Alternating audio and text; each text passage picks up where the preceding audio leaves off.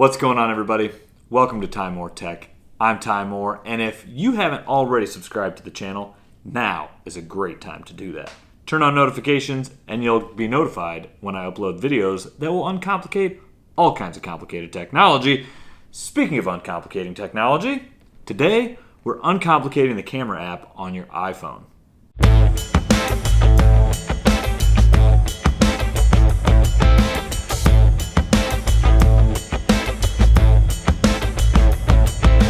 If you're anything like me, there are things in your life that have features to them that you don't even realize. And I bet the camera on your iPhone is one of those things. There have been so many advances in the cameras on smartphones these days that there is just a wealth of features that these things have that so many people don't know about. How do I know this? Because every time I watch somebody open their phone and look for photos through their camera app, I realize, oh man, they probably don't realize there's two different apps. So we are going to go through all the different tools that are inside of the camera app on your smartphone. Now, this isn't going to get into different camera apps that you can get, third-party apps that make things that use your smartphone cameras. This is going to be the camera app that comes standard on your iPhone. But I found that a lot of people don't realize there are all kinds of things you can do from that app. And so we're just going to go around and look at all the different tools that there are available in that app. So what we're going to do is we are going to open up the camera app. And there are a couple different ways to do that. Some people like to find the camera app and open it that way. You can also go into Control Center. If you've got an iPhone with a home button, you're going to swipe up from the bottom. If your iPhone does not have a home button, you're going to swipe from the top right and slide down. And in Control Center, there is a little camera icon. If you don't have a camera icon in your Control Center, go back to this video, and in it, I talk a little bit about Control Center and how you can use that and how you can add different apps into that. First thing we're going to look at here, we're going to go from the top left corner all the way around in a circle, all right? And we will talk about all the things in between. On the top left of mine, you've got this little lightning bolt. What that is going to be is your flash. So, pro tip, I always turn my flash off on my camera. That's something we'll talk about in a later video, but you can toggle that on. You can do on, off, and automatic. The next one, and this is going to be for iPhone 11 or later, is night mode. And the way that works is it's set to automatically work. If it's in a dark area, it will switch to night mode automatically. And what that does is it takes a longer exposure, and it does that without using your flash. And so that is what that little icon is. Next, you'll see this little arrow at the top. And what that is it's an expander that brings up some tools there along the bottom row.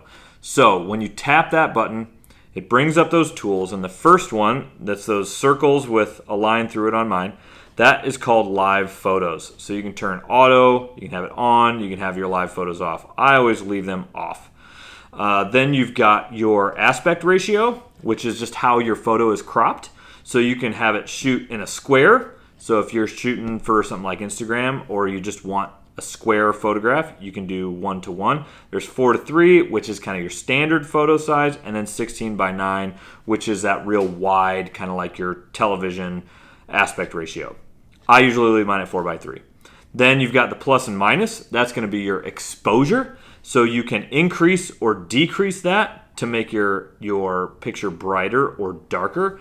I usually leave mine at 0, just kind of the auto feature, but if you wanted to blow out sky, or you wanted to really expose a darker part of your photograph, that would be a way that you could do that. Next, you've got this little thing that you might not know what it looks like, but it's meant to look like a timer.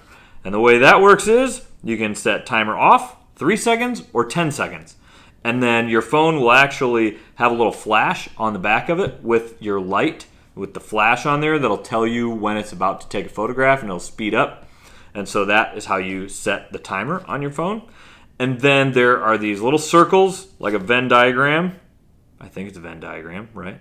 Where you can choose all kinds of different filters for your photograph. I don't ever use filters because I would rather take a raw image just the way that it is and edit it later so that I can edit it whatever way that I want. But if you never do that and you just want to make it the way that you want it before you take the photograph, that's a good way to do it. And then also on the new iPhone 12 Pro and iPhone 12 Pro Max, you'll see this word raw with either a line through it or turning it on. And what that is it's a new feature on the iPhone 12 Pro and iPhone 12 Pro Max where you can actually shoot in RAW, and that will give you a much larger image rather than the compressed image. If you don't know what I'm talking about, that's okay. So putting that away, going back up to the top of there, you've got RAW crossed out and those little concentric circles crossed out. Those were both tools down in that little toolbox that we pulled out, the raw image or the live photos. Live photos crack me up because a lot of people send you live photos and they don't mean to, but we'll talk about that in another video. Then if you look up at the very top of your phone, you will probably see a green dot. That was something that was introduced in iOS 14 where Apple decided they wanted to make sure you knew when your camera was being accessed. So there's a green dot up there, and then there's a yellow dot anytime your microphone is being accessed. I talk about that a little bit in this video that I'm linking above, where it was on privacy and how Apple implemented that so you can see when an app is using your camera or your microphone. You're welcome to check that out if that's not something that you knew about. Now, moving along down the camera app. If you go to the center, you'll see a few numbers on my screen.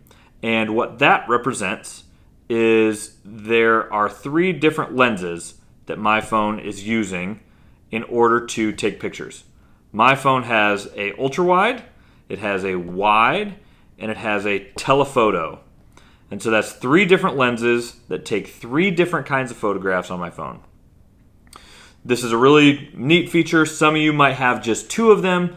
Others that only have 1 lens on your phone are only going to have 1, but you can still zoom in. If you hold that number and go around the circle, you can get a different zoom on your photograph, but that's not going to be a traditional zoom. That's going to be what's called an optical zoom, where the technology in your phone is sort of making up information or kind of zooming in and cropping that image a little bit. So you're going to get the best image on any of the numbers that you have here at the bottom of the screen. And then below those numbers, you've got all these different modes on there. So time lapse, if you don't know what a time lapse is, what that is it takes a video of pictures every few seconds. So what you get is a process of something. So you're watching a sunset or you're watching a teardown of something. You can set that to run and it's taking photos every so often and then it stitches those all together in a video and everything moves across really quickly. So whatever process you were watching, say it took 2 hours to record, it's probably going to be like a 30-second or 2-minute video of that whole thing taking place really quickly. Next is SlowMo. That's obviously slow motion. You can change some of the features on the SlowMo in your settings in iOS 14, I believe it was. They made it so you can toggle that actually up at the top of the screen. So you'll see the flash off on mine. You'll see the amount of time that's gone into that.